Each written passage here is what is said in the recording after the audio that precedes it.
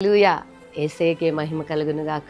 ఈరోజు దేవుని వాక్యాన్ని చదువుకుందాం. ఇర్మియా 29:12 నేను నీ మనవి ఆలకింతును. దేవునికి మహిమ. దేవుడు అంటున్నాడు, నేను నీ మనవి ఆలకిస్తాను. నువ్వు దేవుని సన్నిధిలో ఏ విషయాన్ని బట్టి ప్రార్థన చేస్తున్నావో దేవుడు అంటున్నాడు, నీ మనవి నేను ఆలకింతును అంటున్నాడు. కొంతమందిని బైబిల్ గ్రంథంలో చూసినప్పుడు వారి ప్రార్థన దేవుడు ఆలకించలేడు. కారణం ఏంటంటే వారి పాపము, వారి దోషము దేవునికి అడ్డుగా వచ్చింది. ఆ ప్రార్థన దేవుని సన్నిధిలోకి చేరకుండా అడ్డుపడింది. కాబట్టి నీ పరిస్థితి అలా లేదు. ఎందుకంటే ఇదిగో దేవుడు అంటున్నాడు, నీ ప్రార్థన నేను ఆలకింతును అంటున్నాడు. అవును, దేవుడే మన ప్రార్థన ఆలకించకపోతే ఎక్కడి నుండి సహాయం వస్తుందండి? ఏ వైపు నుండి కూడా సహాయము మనకు అందదు.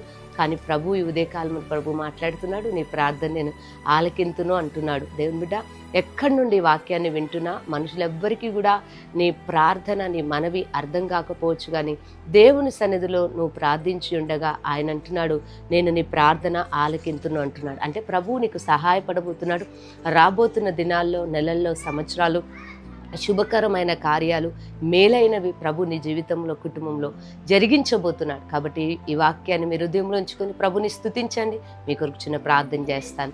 సర్వశక్తి గల దేవా, స్తోత్రం నాయనా. ఇదిగో నీ బిడ్డల ప్రార్థన ఆలకించి రాబోతున్న దినాల్లో, నెలల్లో శుభకరమైన కార్యాలు, మేలైన కార్యాలు మీరు జరిగించి అద్భుతమైన కృపతో నింపి నాయన, నీ కృపచేత నింపి నడిపించబోతున్నందుకై స్తోత్రాలు చెల్లిస్తూ యేసు నామంలో ప్రార్థిస్తున్నాను తండ్రి.